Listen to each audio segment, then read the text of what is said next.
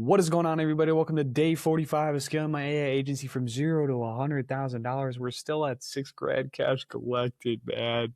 Fuck, dude. We're already like halfway through the month, man.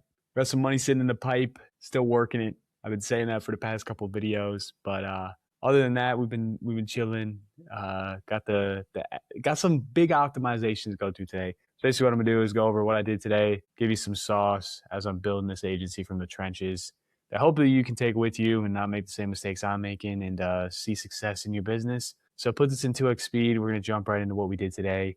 Let's get into it. So today, like I said yesterday, the main order of magnitude and focus was getting our sales process dialed in. Okay. So we got our pitch deck dialed in. So as you can see here, this was kind of the order. So essentially what I did is I decided to build this out in Miro board. Okay. So essentially our sales process has now become, we have discovery, right? Like intro, discovery. So intro, pre-frame, discovery. Okay. And then we go into this pitch deck right after discovery. So we kind of go into like a little bit about us, our background, the old way of doing things versus this new way. We give them an operational high level overview of the process, all they really need to know. We do a little temp check, kind of like, I frame it as like a recap, but it's like a temp check. And then we go into timeline and like the guarantee that we have behind it. So like, what does our timeline look like and what does the guarantee look like behind it? Pretty simple.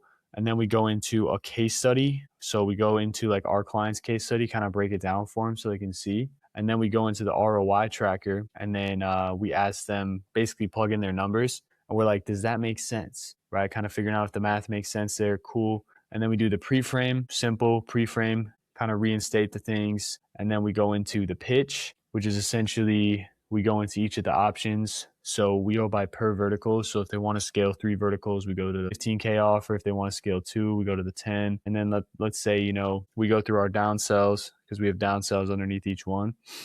It's like, okay, like, all right, like if you can't pay, the split, or maybe you're like sus about this even working, let's just start with 1 vertical, right? And then we just go to 1 vertical, kind of downsell that whole process. So like, there's really no reason when these guys hop on a call with us, they're not buying something. No reason. The ads have been performing good, and then we have like a next step. So ads have been performing well.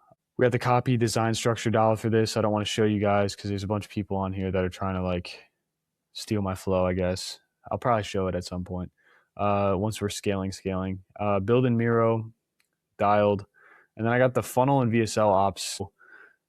I was telling you guys about that funnel hacker the other day. He did give me some insight that I think I did agree with, which was our top of funnel is a little too complicated. So we optimized the top of funnel. We really put a lot of AV integrator language. So we re-recorded the VSL. We put in a bunch of language that these guys use on their sales calls. And now the VSL is only from the sales calls that we had. And now the VSL is only like 40. No, not 40. It's like 3 minutes, 45 seconds. I want to get it shorter. I wanted to speed it up a little bit, but for some reason I can't speed up videos in CapCut now for some reason. So, but I wanted to do that. Couldn't do that. But otherwise, like, yeah, it's like right around 3 minutes. That's the goal. So we initially had it at 7 minutes. Now it's 3 minutes. I looked at the statistics on the VSL and it was like, it wasn't that good. Like not a lot of people even watched it all the way through. So now that we have like a really good hook, very good pain inducing like video structure there, it's shorter, people can watch it. We're not even really going into the system, but like we're just kind of going into the logic behind it. I think it's a lot better. And then we have like really definitive terms that they actually use in their industry based on the guys I hopped on calls with. Yeah, I feel like it's fully complete at this point. I didn't want to switch it because it was working initially, but like when I look back at the metrics, it's like the people that book calls, I don't even think they watched that video that I made. So this one was structured, it was scripted. We wrote out the script, basically assessed all the calls that we did, and then went into optimizing them from there. So I think that was a huge part of the process today. We did that. That was big. That took me a decent amount of time here on the back half of the day. I had to record the video, had to edit the video, had to chop it up, right? Cut out the silences, post-production, put it onto the funnel and the lander. But other than that, now that we have that done, we're fully ready for traffic to come through. Ideally, we see a call come in here within the next day. I know I wanted one to come in today. No call came in today. So yeah, very unfortunate. I think the ad spend, the way we see it is like we stopped all the momentum with the ads, right, when we shut them down. And it was only spending for 1 creative. So now it's spreading that spend across the other 10 creatives we have in that ad set. So essentially it's like it's trying to test all of them to see which one's winning. So like we don't technically have a winning ad right now. So that's why like things are a little slow and a little sporadic. But even if we get, out of this batch of ad spend, even if we get 2 calls, even 1 call, we know with this sales process now, we're going to get them closed up. I think especially with this framing, we're in a really great place. That's kind of where the head's at right now based on the ad spend side and the offer side. We did get back in touch with our client today. He got back to us, which was a good sign. He said he's getting assets ready on his end. We're going to shoot him a message tomorrow, see if we can jump on a call here on Thursday, see if he's ready to move forward with the package that we pitched him. I think it was last week, end of last week, and check that out, see if that's in a good position. My mentee, I was working with him a little bit today. He had a sales call pitching a 5-figure package, which was super cool to see. I could be closing that up in the bag too. I don't really have anything to do with it too much, but like, hey, I mean, this guy's just making shit happen. Like that's the type of mentees I like. So he's dialed. He's gonna fucking crush it. So that's pretty exciting. Was happy to help him with that. But yeah, dude, it was a very locked in day today. You know those days where you're just like, you gotta fucking move. You gotta go in. And that's what today was, bro. It's just like we were just in. We were just fucking on it today, bro. Like worked from like 7:30 to 1 o'clock, deep work sprint, and then took like the way I kind of like to do it is like I'm focused on one specific thing, for 4, 5, 6 hours tops, right? However long it takes me to get done with that thing. And then I take like a 2 hour, maybe sometimes 3 hour break. It just really depends on the schedule if we have calls booked. And then I'll do a lunch, break fast, and then I'll walk with my co-founder. So we'll go on a walk, we'll kind of mastermind, figure out where things are at, kind of talk about shit. And then I'll come back and then get back to it. So that's kind of just like how things have been going, my workflow wise. So like we're getting in, on a great day, I would say we're getting a good, 10 hours of like good deep work in. And I think that was today because I got a good deep work session in the afternoon because in the morning I was building out the entire sales process. And then over the afternoon, I was cooking up everything else along that line. So that's where we're at. That's how things are going. Super excited for what's to come. Kind of feels stagnant. What I've seen as like an entrepreneur lately is like we're kind of just waiting. We're playing just a waiting game. It's like God's testing our patience. Like how patient can you be? How bad do you really want this? We want it. You know what I mean? And we're doing everything we can to get in it and like achieve that thing. But it's just been hard lately with just waiting. Like I don't like waiting. So we're just trying to do everything we can to speed up the process while keeping quality high. So yeah, I mean, that's kind of where the head's at. We're going to get somebody close up here in March. We know that's going to happen. We still have a decent chunk of ad spend to work with, which we know is going to net a return. It's going to net a return for sure. So fully prepared for that. And yeah, I mean, it's easy to get scatterbrained and think like we're like, oh, we're selling to like a blue collar niche. Like, what if we just sold the online guys? Like, these guys already understand the value behind all this shit. It's like, yeah, I mean, they do, but they're already tapped into it, right? It's more competitive in that space. I definitely do like online operators and online owners a little more. I feel like I resonate a lot more. But at the same time, it's like you got to get your skin in the game somehow. So the goal here is to just like really prove the concept in this space and potentially expand offers. So hey, we generate, 7 figures with this funnel, with this system we're running. Okay, now let's take that experience and go help other agencies scale and delegate their fulfillment and systemize their front end acquisition system, like what we're doing right now. So that way it's basically kind of like a build and release model for agencies. Cause like, I think there's kind of 2 like routes you can kind of go.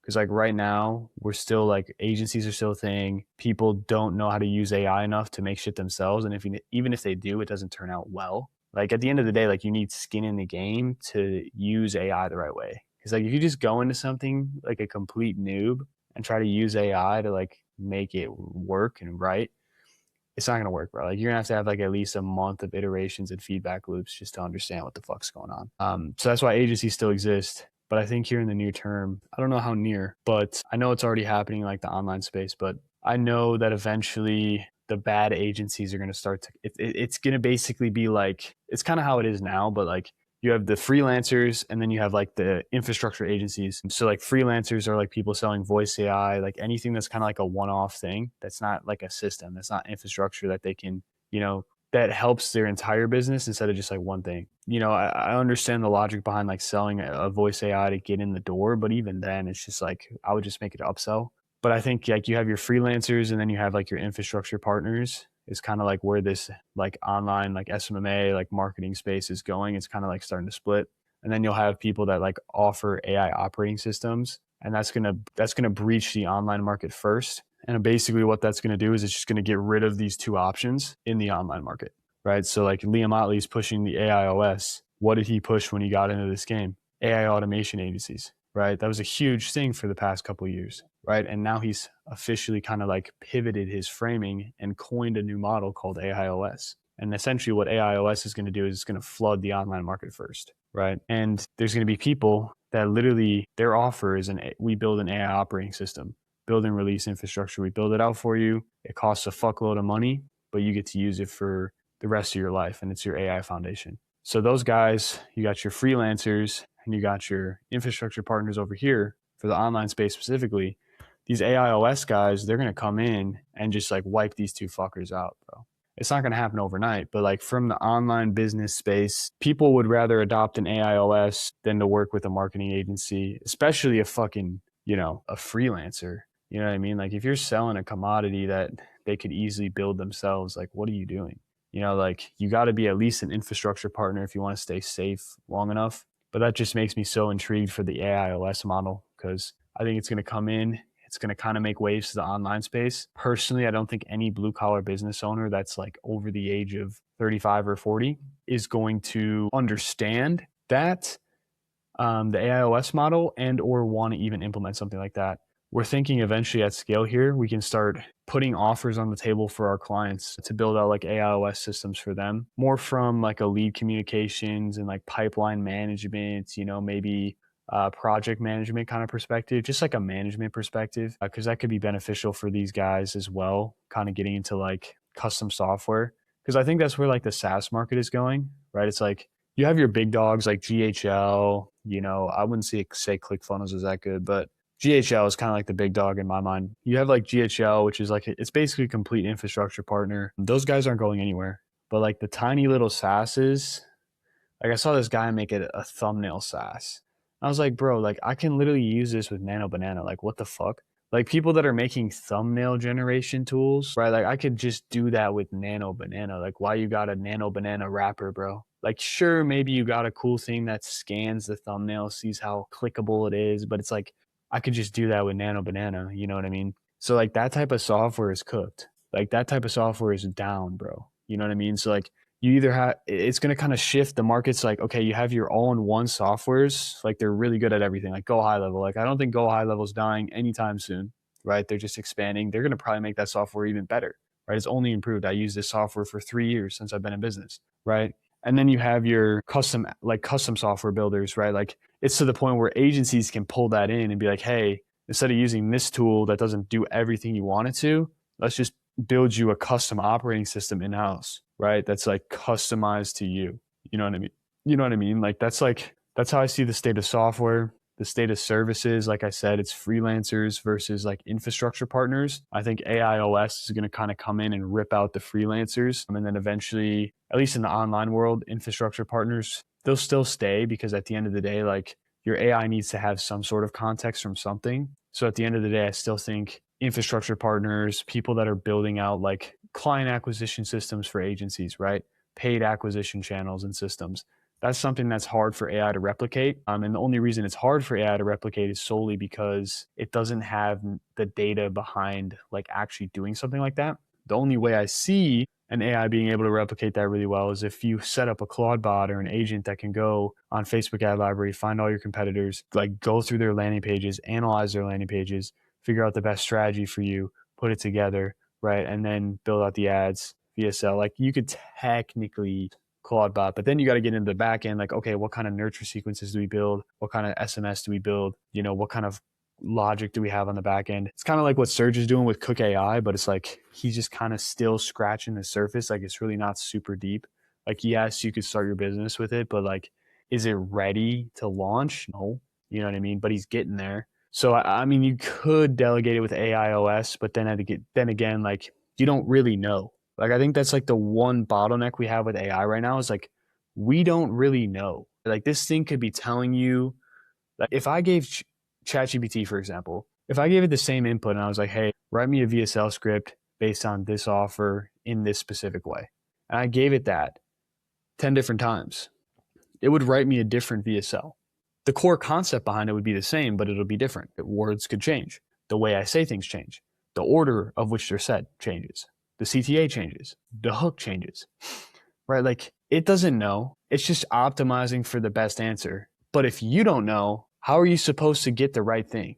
And I think that's like the biggest worry and bottleneck for a lot of people in AI, especially me, is like, I know a lot, right? Like, I know the game. I'm an experienced marketer, good at the sales side and the back end. But if there's a situation where somebody doesn't know how to do something and they ask the AI that doesn't know how to do it, right? Like, it's going to give you an answer and you're going to think it's the right answer and you're going to go input that, and that feedback loop is going to tell you it's not the right answer. So there is an avenue, and I think this is still going to be prevalent for at least another year or two, where you have to have somebody that's done it if you want to save that time and money and struggle. Because the AI is going to give you shitty answers, and then the only way you're going to figure out what the right answer is from like weeks of testing and feedback loops and iterating, and then eventually you're just going to find it, right? But if you don't have time to wait for that, which a lot of people don't want to waste money, they don't want to waste time, they want results now, right? They're not patient. We don't like waiting, just like I don't like waiting. You need to partner with somebody that already knows what the fuck they're doing, right? Someone that's done this for, dozens of clients, and they know exactly what'll work for you without you having to guess. Maybe it's one or two optimizations, right? Like, that's the scale, right? Like, that's why infrastructure partners and like agencies, they're not going to go away. Service providers that are specialized in one specific thing, right? Especially if it's a desirable thing. If you're doing something that AI can't copy, which is writing copy, AI can't copy that. I understand why copywriters aren't going out of business, bro. You could make an AI copywriter, but if you're not a copywriter, how do you know how to write an email that's going to convert? Sure, you could feed your AI a bunch of YouTube videos, but how is that going to help it know how to write an email that converts, right? It's almost like we have built-in feedback loops in our head, and we can kind of sense patterns, and we can sense when something should be different based on the amount of experience that we have with something, right? And that's why a copywriter is going to write a better email than AI will. Even if the copywriter is using AI, the copywriter is still going to write a better email than the AI would, because it has that internal logic of like, holy shit, I've done this 1,000 times. I know exactly what this guy is selling, and I know exactly what kind of copy and what kind of angle gets this type of audience to respond to this email, right? Like, that's logic that AI cannot fucking comprehend, bro. Like, it does not think like that. You know what I mean? So like, that's where AI is cooked right now. And I don't think there's going to be an avenue where it starts to develop that sort of skill. I don't think it does. I really don't. I mean, you can give it context, but is it enough? I don't think it is. And I was shitting on it. I was like, oh, copywriters are cooked. I don't think they are, bro. I think copywriters are damn sure still here. But I'm telling you right now, copywriters that are still here, that are still getting paid pretty fucking pennies, they don't just do copywriting, right? They don't just write emails. They write VSLs. They write landing pages, right? They do everything. And they've also been in the game for a fucking fat minute. If you're trying to join the game right now as a beginner copywriter, you're very out of luck, or you're going to have a very hard time to kind of like prove yourself in this game, right? Because like, if I'm a business owner, I want to buy from a copywriter that's done this 1,000 times rather than someone that's just starting this, because I could just use AI and probably get the same results. So that's kind of like the fundamental situation that I see we're in, like AI world. I think service providers still have a lot of value to provide, solely because they've done this multiple times and this is exactly what they specialize in, right? AI, you can give it context, right? But if you don't know what you're doing entirely, the AI is just going to give you kind of what it thinks best, but it's not going to give you the right answer. It's going to give you what it thinks is best, but you still have to take that and develop a feedback loop. It's like testing a headline. It's like testing a VSL, right? It's like posting a YouTube video, right? If you just have AI write the same script over and over, it could take you 20 different videos to get one to pop off, right? Because you have to have a feedback loop after every video you post. You know what I mean? You can't just like have AI write a script, post a video, gets 5 views, and then have AI write another script, post a video, gets 10 views. It's like you have to have a feedback loop built into your AI process, and that's the data that's going to be valuable for you, right? That's the only way you can make it actually be predictably good at something. Otherwise, you got to pay a service provider that's already done this dozens, thousands, hundreds of times to be able to bridge that skill gap for you. It's essentially like kind of how I see where like AI where it's going. Like it's cool, it can automate all this cool shit, but it's not in the position in my mind where it can actually like fundamentally perform high leverage tasks that it can't do that better than a human. It really can't. Like it can't do it better than a human that's already has robust expertise in something, right? It already sees through the pattern. It's using so much different context points. Like if you think about like a human brain, it's like, dude, we're pulling from so many different things. Like, and we're just like pre-wired into all this different pieces of context. Like the AI, we're not there yet, right? Like you have to give it like just set context. It's not like pulling outside information from its experience, right? Unless you have it pre-trained on experience context, it's not going to write good, right? It's not going to do the thing the right way because it can't pull like we can, bro. It doesn't have the experience that we have. Now, I believe there's a world where you can use AI to automate like 80% of something that you're already really good at, like a copywriter. Like you can use AI to automate 80% of something you're really good at, right? Like you could have it draft an email and then you just revise it once or twice. That's what I do with VSLs. I have AI draft the VSL, I revise it a couple times and I'm like, okay, this is great. Like you understand what's good. When you understand what's good, AI can amplify a lot of stuff for you. But you have to bridge that gap in terms of not knowing to knowing what works and what doesn't. So that's a little AI rant and kind of how I see things in this sort of agency space, online marketing space, and kind of how I see things playing out. We didn't get into the sales review and like the discovery side of things yet. We're going to finish that up tomorrow. Finalizing the framework that's coming tomorrow, and then also back end and contract. We're going to finish up tomorrow. Tomorrow's actions from a high level. So we're going to reply to our client in the morning, get a call scheduled for Thursday, ideally, sometime Thursday, not Friday. Friday probably wouldn't work, but Thursday. We're going to finalize the sales framework and process, run through it, review it, practice, review our previous calls, see if we can add any language in here that makes it better. And then I really want to get into our YouTube workflow, and I'm going to add something in here too. I want to clean up some of our shorts. I think getting like some good middle funnel sort of short form out would be a good idea. So that's something that I want to do. Kind of been lacking on this side of the boat, but now that we're like the sales process is done, we're in a really great spot with the funnel. It's like it's finally kind of time to actually implement something like this. So, and then I just got to get the sales back end done, so like payments, all that fun jazz, getting that dialed in. So yeah, that's pretty much everything, guys. This is day 45. I hope you guys enjoyed this video. If you found value in it, like and subscribe to follow the 0 to 100K journey. We're building this from the trenches every single day and giving you guys insights along the way here in my journey. So I hope you guys enjoy. Feel free to comment down below if you have any questions, thoughts, or insights for me. I would love to hear from you. If you want to connect with me, if you want to look into getting mentorship from me, DM me on Instagram. We can talk about it and we can connect. I would love to hear from you there. And yeah, guys, hope you enjoyed this video. This was day 45. We'll see you guys for day 46. Let's end the week on a high note. We'll see you guys in the next one.